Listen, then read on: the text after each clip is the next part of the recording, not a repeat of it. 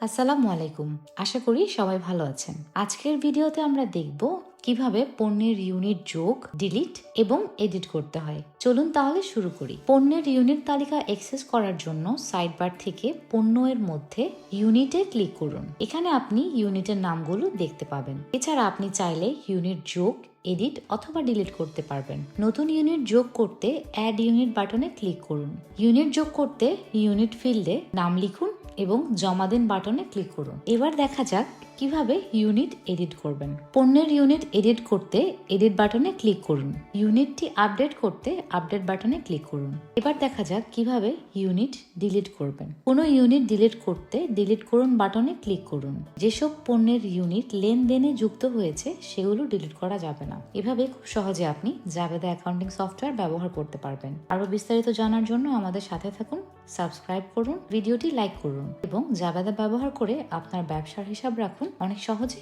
অনেক কম সময়ে। ধন্যবাদ।